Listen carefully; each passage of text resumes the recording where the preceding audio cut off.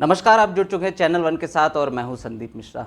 जम्मू कश्मीर की अर्थव्यवस्था में महत्वपूर्ण योगदान होता है जम्मू कश्मीर के व्यापारी वर्ग का, जिसको देखते हुए गठन किया गया था चैम्बर ऑफ कॉमर्स इंडस्ट्री का, जिसमें जम्मू की लगातार पिछले कई सालों से आवाज़ बनते आ रहे हैं अरुण गुप्ता जी, जो कि प्रेसिडेंट है Jammu of commerce and chamber industry के। सर, किस तरह से देखते हैं अपने पूरे कार्यकाल को, क्योंकि आगामी दिनों में जो है chamber of commerce and industry के जो है चुनाव भी होने वाले, किस तरह से देखते हैं अपने पूरे कार्यकाल को? देखिए, हमने सबसे पहले उपलब्धि जो है हमारी कि जैसे ही हमारा टेन्योर ख़त्म हुआ इमीडिएटली हमने चैम्बर की इलेक्शन अनाउंस की, क्योंकि किसी भी बॉडी की, किसी भी ऑर्गेनाइजेशन की जो महत्ता है, जो उसकी इम्पोर्टेंस है, वो तब दिखाई देती है जब वहाँ पर इलेक्टेड मेंबर्स हों। हमारे यहाँ एक कॉन्स्टिट्यूशन है, कॉन्स्टिट्यूशन के मुताबिक हर 2 साल के बाद हमें इलेक्शन करनी पड़ती है। और किसी वजह से अगर कोई प्रेसिडेंट जो है ये सोच कर के बैठ जाए कि मैं लंबा एक्सटेंड कर सकता हूँ अपने पीरियड को, तो इसका मतलब ये हुआ कि या तो हम कॉन्स्टिट्यूशन पे विश्वास नहीं रखते, और दूसरी सबसे बड़ी बात ये है कि हम लोग जो हैं इलेक्टेड बॉडी होने के नाते ही गवर्नमेंट में भी, एडमिनिस्ट्रेशन में भी और लोगों के बीच में भी अपनी बात रखने में सक्षम बनते हैं। बॉडी जो है उसकी इम्पोर्टेंस ही तभी है जब इलेक्टेड बॉडी जो है वो वर्क कर रही हो। मैं अपने टेन्योर को इस तरह से देखता हूँ कि सबसे पहले जो मेरी उपलब्धि जब है कि जब मैं चैम्बर में एज प्रेसिडेंट यहाँ पर मैंने टेक ओवर किया, तब से लेकर के आज तक कोई भी मेंबर यहाँ पर आया हो, हमने कोशिश की उसको रिस्पेक्ट देने की। हमने कोशिश की जो भी इशू लेकर के आ रहा है, चाहे वो हमारा मेंबर है या हमारा मेंबर नहीं है, हम तो यही समझते हैं कि पूरी जम्मू प्रोविंस जो है उसको हम रिप्रेजेंट कर रहे हैं। और कोशिश यही रही कि हर व्यक्ति को हमने कम से कम इतना ज़रूर सेटिस्फाई किया कि उनको भी लगा कि हम लोग जो हैं एक फैमिली हेड को मिलने आए हैं, ना कि किसी डिक्टेटर को मिलने आए हैं, ना कि किसी ऐसे व्यक्ति को मिलने आए हैं जिसने सिर्फ़ और सिर्फ अपने 50-100 लोगों को परमिशन दी है कि वो हमारे चैम्बर में आ सकते हैं। पहली बार हुआ है कि कम से कम 1500 लोगों ने, हमारे मेंबर्स ने चैम्बर को विज़िट किया है। ये बहुत बड़ी उपलब्धि है हमारी। कोविड का पीरियड था और कोविड के पीरियड में हमने हर संभव कोशिश की कि किस तरह से हमारे बिजनेसमैन के लॉसेस जो हैं वो कम हो सकते हैं, हमारे इंडस्ट्री के लॉसेस जो हैं वो कम हो सकते हैं। कई बार ऐसे हालात हुए कि हमें एडमिनिस्ट्रेशन के साथ बैठ करके उनके अगेंस्ट हमें कोई बात करनी पड़ी, लेकिन हमने उनको कन्विंस किया। अगर कोई ऑर्डर निकलता था, हम गवर्नमेंट को कन्विंस करते थे, एडमिनिस्ट्रेशन को कन्विंस करते थे कि हमारा व्यापारी जो है उसको इस तरह से परेशान नहीं किया जाना चाहिए। और मुझे लगता है कि हम लोग उसमें सक्सेसफुल रहे। कोविड के पीरियड में जो भी हमारी ड्यूटीज थी, यहाँ तक कि ऑक्सीजन सिलेंडर जो है वो यहाँ से प्रोवाइड होते थे, लोगों को घरों में खाना जो है हम लोग जो है प्रोवाइड करते थे। बहुत सारे ऐसे इंस्टेंस हुए होंगे, हमारे घर में भी कोई प्रॉब्लम आई होगी, लेकिन हमने उस प्रॉब्लम को इस नज़रिए से देखा कि जो बाकी के लोग परेशान हैं, हम किस तरह से उन लोगों की हेल्प कर सकते हैं। इसके अलावा जब भी कभी कोई भी इशू आया, चाहे वो कॉरपोरेशन की तरफ से आया, चाहे वो जीएसटी की तरफ से आया, चाहे वो जेडीए की तरफ से आया, हाउसिंग की तरफ से आया, इरिगेशन की तरफ से आया, हमारी कोशिश हुई कि भाई हम लोग जो हैं आगे बढ़ कर के लोगों के हेल्प के लिए खड़े हुए। हमने एडमिनिस्ट्रेशन को कन्विंस किया कि भाई इस तरह की जो आज की जो आपके एक्शन है उसकी वजह से लोग परेशान होंगे, लोगों को लॉसेस होंगे। हमारी बात को समझा गया, हमारी बात को माना गया, और लोगों को हमने कम से कम ऐसे समय में जब एक परेशानी जो है लॉसेस जो हैं लोगों के सामने आ रहे थे, हम उसमें खड़े रहे। मैं समझता हूँ कि इस 2 साल में कोई भी ऐसा वक्त नहीं निकला हमारा जब किसी न किसी डिपार्टमेंट को मिलने के लिए हमें बाध्य होना पड़ा, किसी न किसी डिपार्टमेंट के जो नोटिस थे उनके खिलाफ हमें खड़ा होना पड़ा, चाहे वो औकाफ का था, चाहे वो इरिगेशन का था, चाहे वो स्ट्रीट लैंड का था, चाहे वो मतलब जो कितने ही डिपार्टमेंट हैं, मैं अब कितनी गिनती करूं। हाउसिंग के ख़िलाफ़ जैसे यहाँ पर गांधीनगर में जैसे 10 फुट जो है लैंड विकेट करने की बात हुई, उसकी इशू को लेकर के भी हमने पूरी फाइट की और हमारी बात को सुना गया, हमारी बात को माना गया। एक चीज़ जो सबसे बड़ी मैं अपनी उपलब्धि मानता हूँ, देखिए ऑर्गेनाइजेशन जो है वो तभी ग्रो करती है जब आपको अपनी जितनी भी एसोसिएशंस हैं, बाज़ार एसोसिएशन जो हैं, उनकी सपोर्ट मिलती है, उनके साथ अच्छे रिलेशन जो हैं हमारे रहते हैं, और इंडस्ट्री के साथ हमारे रिलेशन जो हैं वो किस तरह से रह सकें, अच्छे रह सकें, इस बात की चिंता जो है हमने अपने टेन्योर में की है। आज की डेट में आप देखिए कि भाई किस तरह से सारे बाज़ार एक ही आवाज़ पे हमारे साथ खड़े रहते हैं। बहुत सारे जम्मू के इश्यूज़ जो कभी पॉलिटिकल पार्टीज़ लेती थी वो हमें टेकअप करने पड़े, हमने एलजी गवर्नमेंट तक वो उन इश्यूज़ को पहुंचाया। बहुत सारे ऐसे इशू थे जैसे बार एंड रेस्टोरेंट जो हैं उनके लिए एक ऐसा नोटिस निकाल दिया गया था कि ऑलमोस्ट सारे बार रेस्टोरेंट जो है वो जम्मू में बंद हो सकते थे, लेकिन हमने फ़ाइट किया, उसका रिज़ल्ट पॉजिटिव आया। मैंने एलजी साहब का शुक्रिया अदा किया कि ये जो चीज़ें हैं आपने अंडरस्टैंड की। लोगों की प्रॉब्लम्स को जब भी कोई गवर्नमेंट अंडरस्टैंड करती है तो मुझे लगता है कि लोगों को रिलीफ मिलता है। और मैं अपने इस टेन्योर में मैं ये समझता हूँ कि किस तरह से मैंने कोशिश की कि भाई गवर्नमेंट को भी कन्विंस करने की बात थी, और जो हमारे लोग हैं, जो हमारे एसोसिएशंस के मेंबर हैं, उनको भी कन्विंस करना था। इसके अलावा मेरी जो सबसे बड़ी उपलब्धि थी, एक हमारी ये जो पूरी लैंड जो है ये चैम्बर की लैंड है, और मैं समझता हूँ कि इस लैंड को लेकर के बहुत सारे लोगों ने कोशिश की कि किस तरह से हम लोग जो है ये जो हमारे मेंबर्स की लैंड है हम किस तरह से कुछ लोगों को दे सकते हैं, कुछ लोगों के लिए एंटरटेनमेंट के साधन बना सकते हैं।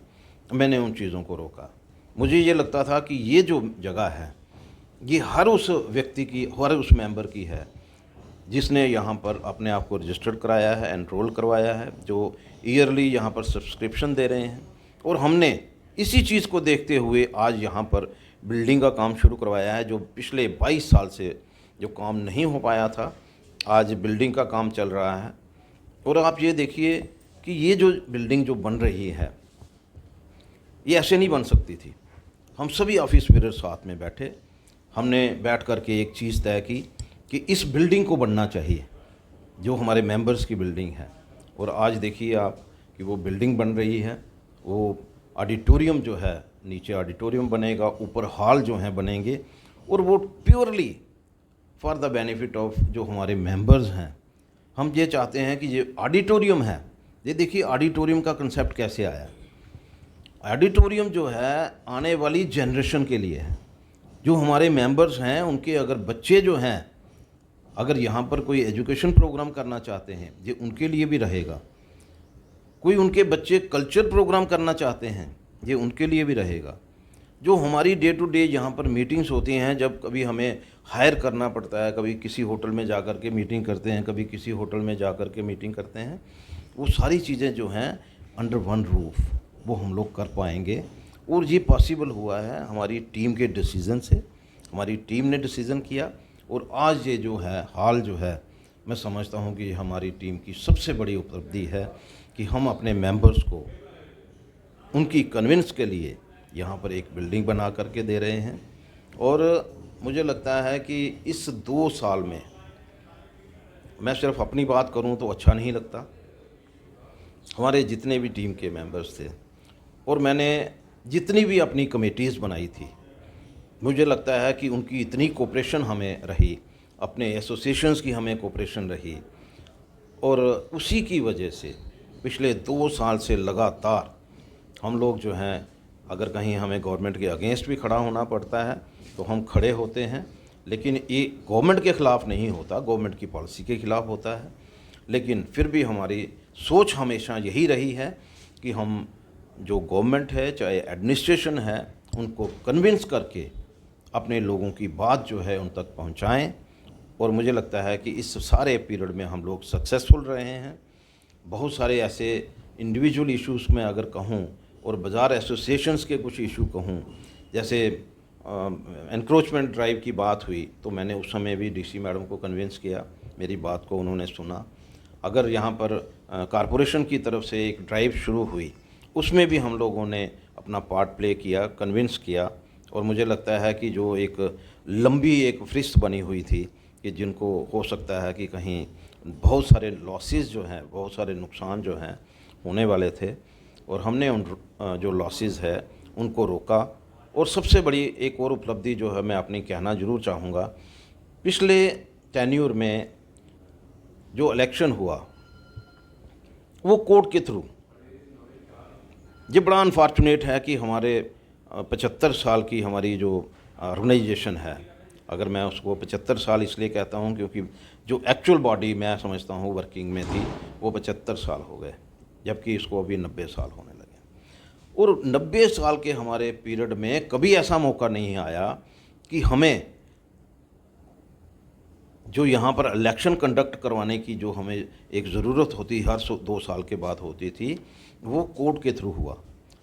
कोर्ट ने हमें डायरेक्शन दी और वहाँ पर ऑब्जर्वर जो है वो कोर्ट ने यहाँ पर अलो किया, क्योंकि जो पिछला जो हमारे फॉर्मर प्रेसिडेंट थे उन्होंने इलेक्शन कराने से इनकार कर दिया। सबसे बड़ी बात यह है कि आज तक के पीरियड में कभी किसी प्रेसिडेंट ने ये नहीं कहा कि मैं इलेक्शन नहीं करवा सकता, मुझे मेरा पीरियड जो है वो 5 लोगों ने एक्सटेंड कर दिया है।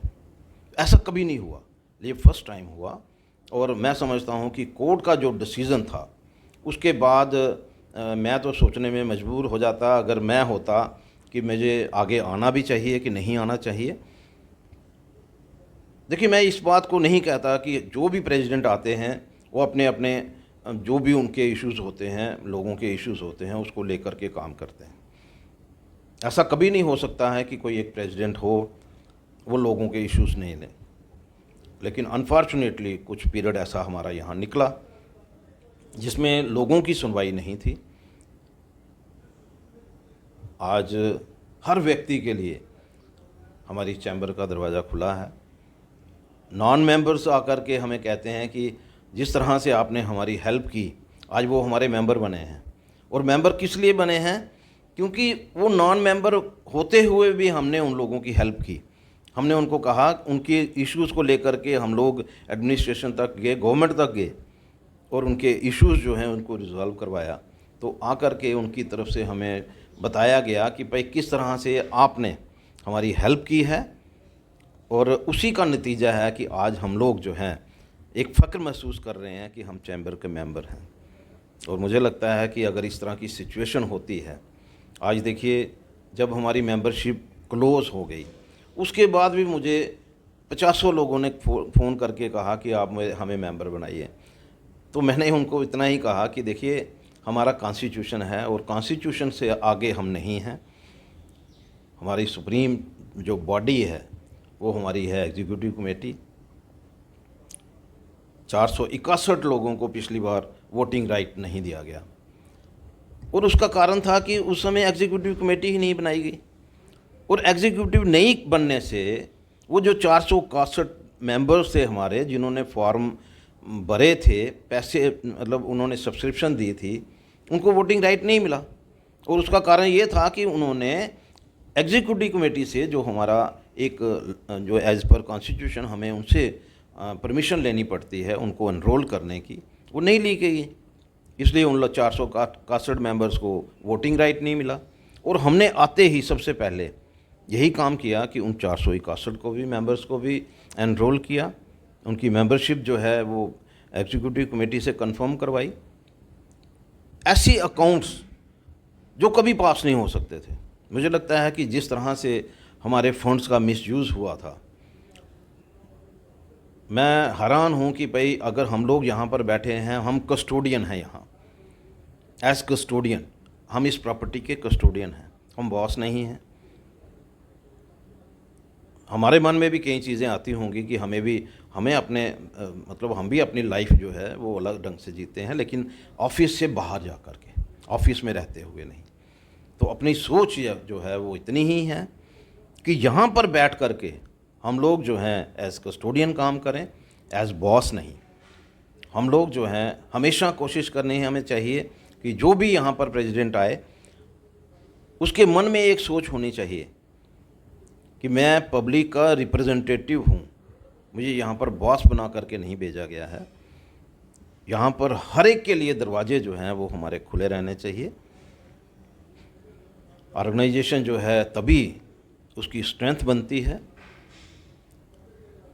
और मैं समझता हूँ कि आज की डेट में सबसे बड़ी उपलब्धि जो है कि जम्मू के हर दुकानदार के मन में, हर इंडस्ट्रियलिस्ट के मन में एक बात जो है चैम्बर के लिए रिस्पेक्ट, ये हमारी सबसे बड़ी उपलब्धि है।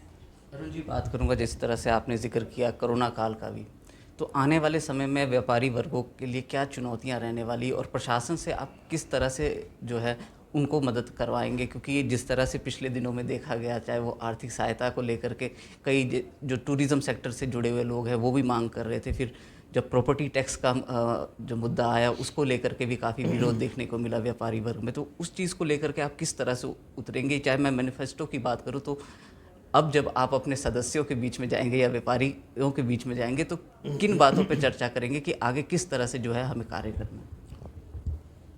आपने बहुत अच्छी बात पूछी मुझसे। देखिए, आज की डेट में गवर्नमेंट ऑफ इंडिया जो है, हमारी यूनियन गवर्नमेंट जो है, मोदी साहब जो हैं, वो हर प्रयास जो है संभव प्रयास यहाँ पर कर रहे हैं कि किस तरह से जम्मू और कश्मीर जो है एक ऐसी ड्यूटी उभर कर के बाहर आए, एक डेवलप्ड ड्यूटी जो है वो बन कर के बाहर आए। हर तरह के प्रयास जो हैं वो उनकी तरफ से हो रहे हैं, लेकिन कहीं ना कहीं कुछ हर्डल्स हैं यहाँ पर जिनको हमें दूर करना है। गवर्नमेंट के साथ मिल कर के, उनसे बातचीत करके, कुछ ऐसे इश्यूज जो हैं आज भी अलाइव हैं जिनको हमें गवर्नमेंट के साथ बातचीत करके हल निकालना है। सबसे बड़ी बात मैं ये कहूँगा कि आज हम जहाँ चाहते हैं, जिस तरह से गवर्नमेंट चाहती है कि यहाँ पर इन्वेस्टमेंट आनी चाहिए, आ भी रही है, लेकिन हम चाहते हैं कि वो जो इन्वेस्टमेंट यहाँ पर आए वो ऑन ग्राउंड आए। कुछ हर्डल्स हैं गवर्नमेंट को उनको दूर करना है। ऑलरेडी हम लोग बातचीत कर रहे हैं इसके इशू को लेकर के। देखिए, एक इतना अच्छा पैकेज जो है, मुझे नहीं लगता है कि पूरे हिंदुस्तान में कहीं ऐसा पैकेज जो है वो दिया गया हो। 28,400 करोड़ रुपए का पैकेज जो है वो हमारे जम्मू कश्मीर के लिए दिया गया, इंडस्ट्री पर्पस के लिए। और मुझे लगता है कि पूरे हिंदुस्तान से लोग जो हैं यहाँ पर आकर के इन्वेस्ट करना चाहते हैं, यहाँ पर इंडस्ट्री लगाना चाहते हैं, लेकिन कुछ हर्डल्स हैं और मैं उन हर्डल्स को किस तरह से हम लोग रिमूव करवा सकते हैं गवर्नमेंट के साथ बातचीत करके, ताकि जो एक इन्वेस्टमेंट, जैसे कि हमारे एलजी साहब कह रहे हैं कि भाई 68,000 करोड़ रुपए की इन्वेस्टमेंट जो है वो जम्मू कश्मीर में आ रही है, वो एक रियलिटी बने। उसके लिए हम लोग पूरा प्रयास करेंगे ताकि यहाँ पर एम्प्लॉयमेंट भी जनरेट हो और बाकी भी चीज़ें जो हैं। अगर देखिए, यहाँ पर एक इंडस्ट्री डेवलप होती है तो उसके साथ एक और इंडस्ट्री जो आज एमएसएमई यूनिट्स हैं उनको भी कहीं ना कहीं ऑक्सीजन मिलती है, उनको भी अपना सर्वाइवल का मौका मिलता है। जहाँ तक ट्रेडर्स की बात है तो मैं एक बात ज़रूर कहना चाहूँगा, ट्रेडर्स की प्रॉब्लम जो है, डे टू डे प्रॉब्लम जो है, उसके लिए हम लोग लगातार फाइट कर रहे हैं। चाहे वो कॉरपोरेशन लेवल की होगी, चाहे वो जीएसटी लेवल की होगी, स्टेट टैक्स लेवल की होगी, चाहे को जो लीज डीड की बात जो है, मैं बड़ी देर से एक चीज़ को पुटअप कर रहा हूँ। एलजी साहब के सामने भी मैंने पुटअप किया, चीफ सेक्रेटरी साहब से के साथ भी बातचीत की, यहाँ पर जो हमारे प्रिंसिपल कमिश्नर हैं उनके साथ भी बात की। लीज डीड जो है, हमारे जो छोटे दुकानदार हैं, जो चाहे वो फ्रूट मंडी है, चाहे वो सब्जी मंडी है, और उसके बाद अगर हम बाहू प्लाज़ा की बात करें तो ये सारे इश्यूज़ जो हैं हम इनको लगातार ले रहे हैं, और आगे भी जब तक इनका कोई सलूशन नहीं निकलेगा हम पूरे तरीके के साथ कोशिश करेंगे कि भाई हम गवर्नमेंट के साथ बैठ करके बातचीत करके कोई सलूशन ढूंढें, ताकि गवर्नमेंट को रेवेन्यू मिलना चाहिए। हम भी यही चाहते हैं कि गवर्नमेंट को रेवेन्यू मिले और हमारे लोगों को रिलीफ मिले। हमारा इशू बिल्कुल क्लियर है कि गवर्नमेंट का जो एक होता है कि रेवेन्यू जो है जनरेट नहीं हो रहा, और दूसरी बात यह है कि मैं बार बार एक रिक्वेस्ट जो है वो अपनी तरफ से कर रहा हूँ, और मुझे लगता है कि मैं उसमें सक्सेसफुल भी होऊंगा, कि नई कॉलोनीज़ जो हैं, हाउसिंग कॉलोनी भी डेवलप होनी चाहिए, और नए कमर्शियल अदारे जो हैं वो भी डेवलप होने चाहिए। लेकिन उसकी बात करें तो कई सारे लोग अक्सर देखा गया है कि इस तरह के बयान देते हैं कि नहीं बाहर से इंडस्ट्री ना आए, क्योंकि बदलाव से कई लोग डर रहे हैं, तो उसके लिए क्या कहना चाहेंगे? देखिए, मुझे नहीं लगता है कि बाहर से कोई इंडस्ट्री आएगी तो उसका इम्पैक्ट जो है, हाँ मैंने एक चीज़ जो है बार बार कही है, देखिए जो हमारा एग्जिस्टिंग यूनिट्स हैं उनके लिए आगे इंडस्ट्रियल पॉलिसी थी, जो स्टेट की इंडस्ट्रियल पॉलिसी थी, दफ़ा 370 यहाँ पर थी, आज दफ़ा 370 नहीं है, और उस इंडस्ट्रियल पॉलिसी के तहत यहाँ पर एक प्राइस प्रेफरेंस थी। जब 15% प्राइस प्रेफरेंस थी तो बाहर की जो इंडस्ट्री है यहाँ आकर के कम्पीट नहीं कर सकती थी, लेकिन आज वहाँ बाहर से आकर इंडस्ट्री जो है, क्योंकि बाहर अगर हम देखें तो वहाँ इंडस्ट्रियल यूनिट्स जो हैं उनको दो बेनिफिट है, मेन बेनिफिट। एक तो वो है कि वहाँ पर लेबर सस्ती है, और दूसरा रॉ मटेरियल जो है उनका लोकल अवेलेबल है। हमें दोनों ही चीज़ें इंपोर्ट करनी पड़ती हैं, और उसकी वजह से हमारा जो कॉस्ट ऑफ प्रोडक्शन है वो रेस होता है, बढ़ता है। यहाँ पर कंपटीशन के मौके जो हैं वो कम हो जाते हैं। लेकिन मैं फिर भी एलजी सरकार को ये ज़रूर मैं अपनी तरफ से रिप्रेजेंटेशन मैंने दी भी है, और आगे भी मेरी तरफ से ये कोशिश होगी कि किस तरह से परचेज़ प्रेफरेंस भाई हमारे लोकल जो हैं उनसे परचेज़ की जाए, ऐसी पॉलिसी बने कि इनका सर्वाइवल जो है। देखिए, गवर्नमेंट ऑफ इंडिया जो है वो कभी नहीं सोचती कि यहाँ पर यूनिट बंद होने चाहिए, लेकिन कुछ पॉलिसीज़ हैं जिनको करेक्ट करने की ज़रूरत है। पूरी हमारी कोशिश रहेगी, हम यूनियन गवर्नमेंट से भी बात करेंगे, एलजी सरकार से भी बात करेंगे कि ये जो हर्डल्स हैं इनको रिमूव करके एग्जिस्टिंग यूनिट्स जो हैं उनका भी कहीं सर्वाइवल हो सके, और नए यूनिट्स जो हैं यहाँ पर आएँ। ये हमारा प्रायोरिटी है कि यहाँ पर आएंगे तभी यहाँ पर एम्प्लॉयमेंट भी जनरेट होगी। यहाँ हमारे जो एजुकेटेड जो स्टूडेंट्स हैं, जो बच्चे हैं, जो बाहर जा कर के जॉब करने के लिए जाते हैं, हम चाहते हैं कि उस तरह के जो इनके लिए यहाँ पर ऐसा कोई सिस्टम बने ताकि वो लोग जो हैं यहाँ पर जॉब करके वो और यहीं पर रह सकें। उस बात की चिंता जो है वो हमें रहेगी। और एक चीज़ जो है मैं समझता हूँ कि जिस तरह से मैंने बार बार एक रिक्वेस्ट की है यूनियन गवर्नमेंट को कि भाई यहाँ पीएसयू यूनिट जो है होना चाहिए। कई लोग कहते हैं कि पीएसयू यूनिट जो है वो पॉसिबल नहीं है, लेकिन क्या ऐसा भी हो सकता है कि यहाँ पर जिस तरह से पंजाब में अगर रेल कोच फैक्ट्री है तो कंटेनर यूनिट भी लगा है। आज इंडस्ट्री जहाँ पर रेलवे जो लाइंस हैं, आप देखिए यहाँ से उधमपुर कटरा गया, कटरा से अब जा रहा है कश्मीर में, कश्मीर से ले जाएगा। तो हम चाहते हैं कि वो जो यूनिट्स हैं यहाँ पर कंटेनर यूनिट लगे, यहाँ पर भी लोगों को एम्प्लॉयमेंट मिल सके, यहाँ पर भी लोगों को जो छोटी छोटी इंडस्ट्रीज़ हैं उनसे जो परचेज़ जो है वो हो सके, ताकि उनका भी सर्वाइवल हो सके, यहाँ एम्प्लॉयमेंट भी मिल सके, और एक ऐसा यूनिट जहाँ पर लग सके ताकि कॉस्ट ऑफ प्रोडक्शन जो है, क्योंकि बाहर से अगर आपको कंटेनर्स जो हैं वो आगे पीछे करने हैं उसकी कॉस्ट बढ़ती है। तो उन सारी चीज़ों को अंडरस्टैंड करने की ज़रूरत है। मुझे लगता है कि हम लोग जो हैं पूरी कोशिश करेंगे, ये सारी चीज़ें जो हैं हम लोग पब्लिक डोमेन में रखेंगे, और हम कोशिश करेंगे यूनियन गवर्नमेंट के साथ बात करने की, एलजी सरकार से बात करने की कि ये जो चीज़ें हैं आज की डेट में इनको दुरुस्त होना चाहिए, ताकि जो चीज़ देखिए एलजी सरकार भी चाहती है यहाँ पर इन्वेस्टमेंट हो। एलजी सरकार ये नहीं है कि यहाँ कहीं पे इन्वेस्टमेंट कम होनी चाहिए। लोग भी कभी ये नहीं चाहेंगे कि यहाँ पर इन्वेस्टमेंट कम हो। लोग यहाँ पर इन्वेस्टमेंट होती है तो हर एक को बेनिफिट होगा। चाहे वो छोटा व्यापारी है चाहे वो बड़ा व्यापारी है, हर एक को बेनिफिट होगा। तो मुझे लगता है कि ऐसी कोई चीज़ नहीं, लेकिन हम ज़रूर चाहेंगे कि जो जो छोटे छोटे हर्डल्स हैं वो किसी तरह से उन चीज़ों को रिमूव किया जाए। और यहाँ के लोग जो हैं, क्योंकि हम लोगों ने बहुत सफ़र किया है, जम्मू की जनता जो है बड़ी नेशनलिस्ट सोच की जनता है। 70 साल तक हमेशा जब दफ़ा 370 के रहते भी भारत माता की जय कैसे बोल सकते हैं, यहाँ की एक परंपरा रही और आगे भी ये परंपरा जो है वो कायम रहेगी। लेकिन फिर भी यही चाहते हैं कि जम्मू और कश्मीर, जम्मू के लोगों को जो हक जो है वो मिलना चाहिए। उसके लिए हमारा प्रयास जो है वो ज़रूर रहेगा। बहुत बहुत शुक्रिया सर हमसे बात करने के लिए। ये थे हमारे साथ बात करते हुए chamber of commerce and industry के प्रेसिडेंट अरुण गुप्ता, जिन्होंने अपनी उपलब्धियां भी गिनाई और आगे आने वाली चुनौतियों के बारे में भी जिक्र किया। अब देखना ये है कि आगामी चुनाव में व्यापारी वर्ग का किस तरह से समर्थन इन्हें हासिल होता है।